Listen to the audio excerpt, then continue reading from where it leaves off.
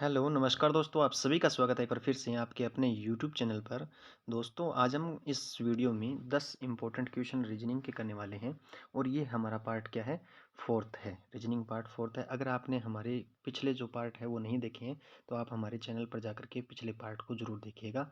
और आपके लिए ये एग्ज़ाम जो भी आपका आगामी एग्ज़ाम है, उसके लिए बहुत ही महत्वपूर्ण क्लास होने वाली दोस्तों। और आप सारी की सारी वीडियो अगर आप देख लेते हैं, तो हो सकता है कि आपका एक सिलेक्शन यानी आपकी एक सीट पक्की भी हो जाए दोस्तों। ठीक है, आगे हम क्वेश्चन को देखते हैं।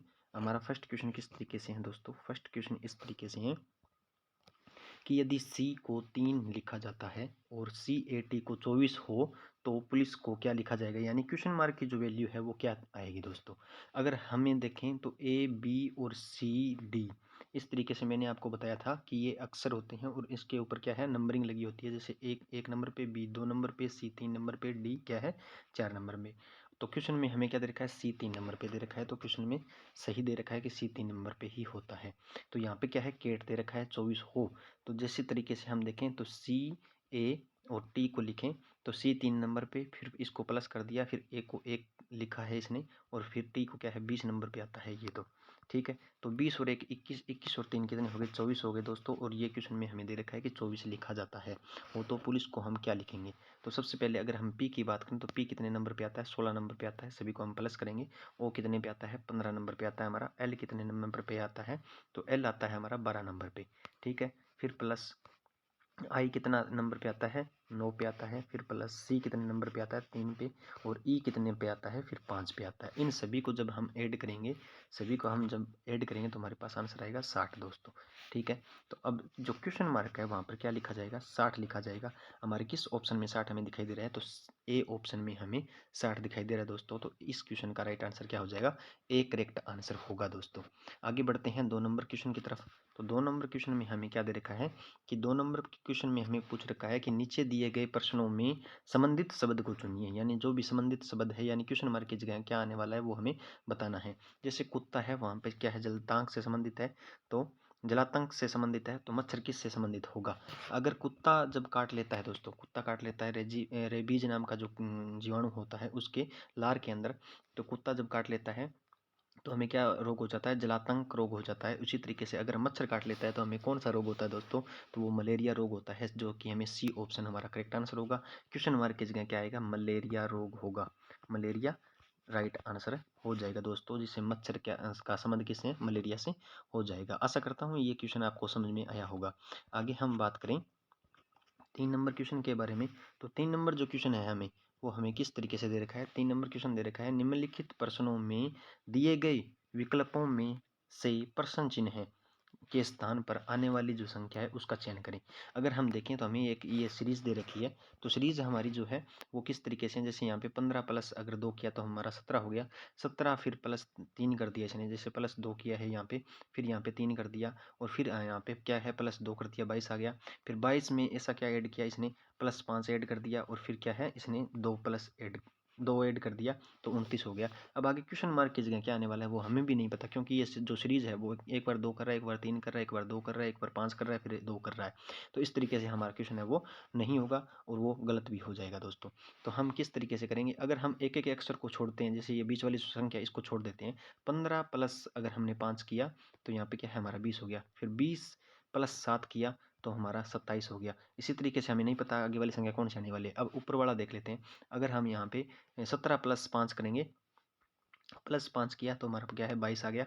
इसी तरीके से प्लस 7 किया हमने तो 22 में 7 जोड़ा तो 29 आ गया। और इसी तरीके से 29 में हमने ऐसा क्या ऐड किया तो 38 आया, तो प्लस 9 किया है इसमें, यानी हम यहाँ पर भी प्लस 9 करेंगे तो हमारा वैल्यू आ जाएगी।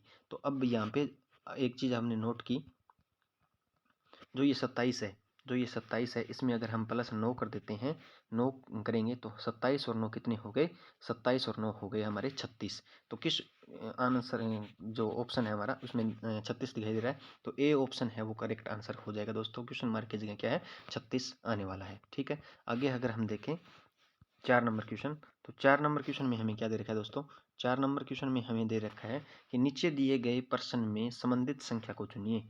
जो नीचे दिए गए जो संख्या है उसमें संबंधित शब्द को चुनिए। जैसे 215 का संबंध है वो 6 के साथ है और 124 का संबंध किसके साथ होगा, यानी क्वेश्चन मार्क की जगह कौन सी वैल्यू आने वाली है। एक चीज़ आपने नोट की होगी, तो 6 का अगर हमने क्यूब किया तो हमारे पास आंसर कितना आता है, 216 आता है। उसमें से -1 किया तो 215 आ गया, यानी 6 का क्यूब करके फिर इसमें से -1 किया तो इसने 215 कर दिया। अब 124 का संबंध किससे से है, तो 124 अगर हम 5 का क्यूब कर देते हैं तो हमारे पास 125 आता है और -1 किया तो हमारे पास क्या है, 124, यानी 124 आ गया।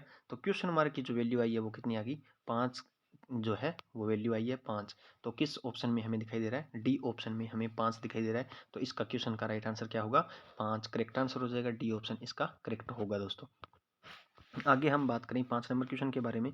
तो 5 नंबर जो क्वेश्चन है हमें वो किस तरीके से दे रखा है, निम्नलिखित प्रश्नों में दिए गए विकल्पों में से प्रश्न चिन्ह के स्थान पर आने वाली संख्या को चुनिए। जिस तरीके से यहाँ पे क्वेश्चन दे रखा है, यानी वर्गाकार आकार में हमें क्वेश्चन दे रखा है, तो जिस तरीके से पहले मैंने ये बताया था कि यहाँ पे जो भी संख्या जिसका क्रम हो, जैसे इस तरीके से संख्या बढ़ रही है तो इस तरीके से ही ये क्वेश्चन सॉल्व होगा। जैसे 4 से 2 हो गया, फिर क्या है 8 है, यानी बड़ी संख्या आ गई 8, फिर 8 से 12, फिर 12 से 3 हो गया, यानी ये छोटी संख्या आ गई।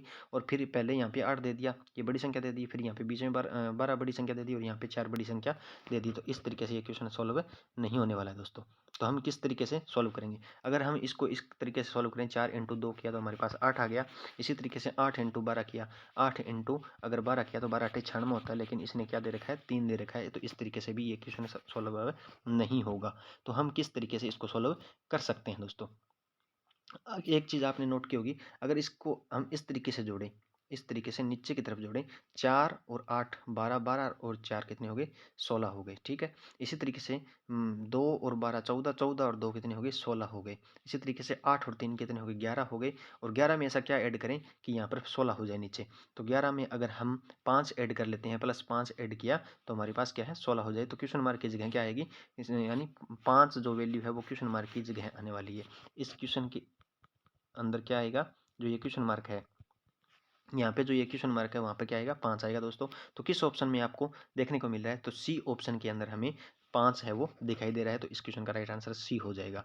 आगे हम बात करें 6 नंबर क्वेश्चन के बारे में। तो 6 नंबर क्वेश्चन हमें क्या दे रखा है, 6 नंबर क्वेश्चन में दे रखा है, दिए गए समूह में से विषम शब्द को की पहचान करें। विषम शब्द चुनना है दोस्तों जो सभी से अलग हो, यानी इन चारों ऑप्शनों के अंदर अलग हो। यहाँ पे कुछ नहीं दिया हमें, प्रश्नवाचक की जगह हमें कुछ नहीं दिया, लेकिन क्या है इसमें विषम शब्द आ गया, यानी विषम जो हो वो अलग हो, वो हमें चुनना है। तो लोहा अगर आप बात करें तो लोहा क्या होता है, ठोस होता है दोस्तों। इसी तरीके से चांदी भी क्या होता है, ठोस होता है, ठीक है। और इसी तरीके से सोना भी क्या है, ठोस होता है। तो जो पारा होता है, जो ये पारा है वो क्या है, द्रव अवस्था में पाया जाता है। कौन सी अवस्था में पाया जाता है, द्रव अवस्था में पाया जाता है। तो क्या है, ये एक अलग है पारा, पारा अगर अलग है तो इसका क्वेश्चन का राइट आंसर क्या हो जाएगा, विषम शब्द यही है। यानी विषम शब्द यानी जो सभी से अलग हो, ये तीनों क्या है, ठोस हो गए। तो बी क्या है, राइट आंसर हो जाएगा, पारा हमारा करेक्ट आंसर होगा। आगे हम बात करें दोस्तों 7 नंबर क्वेश्चन के बारे में। तो 7 नंबर क्वेश्चन में हमें क्या दे रखा है, 7 नंबर क्वेश्चन में हमें दे रखा है कि निम्नलिखित प्रश्नों में दिए गए विकल्पों में से विषम अक्षरों को चुनिए। विषम जो अक्षर होगा उसको चुनना है। ए अगर हम बात करें तो ए आता है 1 नंबर पे, ई आता है हमारा 5 नंबर पे, तो यानी इन सभी के बीच में 4 का गैप हो गया। इन दोनों के बीच में क्या है, 4 का गैप हो गया। इसी तरीके से जे को अगर हम बात करें तो जे आता है 10 नंबर पे और एन आता है हमारा 14 नंबर पे, तो इनके बीच में भी 4 का गैप हो गया। इसी तरीके से ओ अगर हम बात करें तो ओ आता है हमारा 15 नंबर पे और एस जो आता है वो आता है 19 नंबर पे, यानी इनके बीच में भी 4 का गैप हो गया। लेकिन क्या है, जो टी टी है वो क्या है, 20 के नंबर पे आता है और वी हमारा कितना आता है, 22 नंबर पे आता है, यानी इसके अंदर 2 का गैप है। तो ये विषम शब्द हो जाएगा, यानी विषम अक्षर हो जाएगा। क्या है, डी ऑप्शन हमारा करेक्ट आंसर होगा दोस्तों, डी क्या है, करेक्ट आंसर हो जाएगा। आगे अगर हम बात करें 8 नंबर क्वेश्चन के बारे में, तो 8 नंबर जो क्वेश्चन है उसमें हमें दे रखा है कि नीचे दी गई आकृति में त्रिभुजों की संख्या बताएं। नीचे दी गई जो आकृति है उसमें त्रिभुजों की संख्या बताएं। मैंने एक पहले भी त्रिभुज बनाया था। अगर ये त्रिभुज अकेला है तो क्या है, एक ही त्रिभुज माना जाएगा, लेकिन इसके बीच में एक लाइन खींच दी जाए तो एक ये हो गया, एक 2 ये हो गई, दो। अब इन तीन दोनों को अगर ऐड करते हैं तो हमारे पास 3 त्रिभुज हो जाते हैं दोस्तों। जैसे 1 प्लस 2 करेंगे तो हमारे पास 3 त्रिभुज होंगे। एक बार मैं बता देता हूँ, जैसे इस तरीके से एक ये त्रिभुज हो गया, ठीक है, फिर दूसरा ये त्रिभुज हो गया, ठीक है। अब तीसरा जो ये बड़ा वाला त्रिभुज है इसको भी हम ऐड करेंगे तो हमारे पास कितने त्रिभुज हो जाते हैं, 3 त्रिभुज हो जाते हैं दोस्तों। अब इसी तरीके से एक बार आप देखेंगे तो ऊपर जो संख्या दे रखी है वो एक एक ये हो गया, 2 ये हो गया, यानी ये 3 त्रिभुज हो गए हमारे पास। फिर ये चौथा, ये पांचवा और ये छठा त्रिभुज हो गया, ठीक है। 6 त्रिभुज तो ये हो गए। और फिर एक ये बड़े वाला यहाँ से यहाँ तक कितने हो गए, 7 हो गए। फिर एक यहाँ से यहाँ तक ये कितने हो गए, 8 हो गए। और फिर ये पूरा का पूरा जो त्रिभुज है उसको अगर हम ऐड करते हैं तो हमारे पास 9 त्रिभुज होते हैं।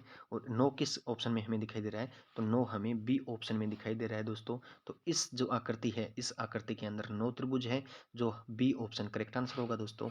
आगे हम बात करें 9 नंबर क्वेश्चन के बारे में, तो 9 नंबर क्वेश्चन मैंने पहले बताया था कि ए बी सी डी इन सभी का क्या है, क्रम आपको अगर याद है तो ये क्वेश्चन आसानी से आपको सॉल्व हो जाता है। अगर हम देखें ए जेड का अगर देखें तो आज, ठीक है, ए जेड बराबर क्या लिखोगे आप, आज लिखोगे। जैसे D V W, sorry D W, यानी ये उसका उल्टा क्रम है, ए 1 नंबर पे आता है और जेड क्या आता है, 26 नंबर पे आता है। और इन दोनों को अगर हम ऐड करके 27 निकालते हैं, 27 होता है, तो 27 अगर हो जाता है तो ये क्या है, दोनों के दोनों क्या है, उल्टे क्रम में है, विपरीत क्रम के अंदर है, ठीक है दोस्तों। तो ए जेड, इस ए का जेड विपरीत है या जेड ए का विपरीत है, तो जेड डी डब्ल्यू ये इसका विपरीत है। और जी टी रोड, ठीक है, तो ये इसका विपरीत है। इसी तरीके से बी का जो विपरीत आएगा वो क्या आएगा, वाई आएगा, यानी बाई, आज बाई 6 दूध वाला, इस तरीके से आप याद कर सकते हैं।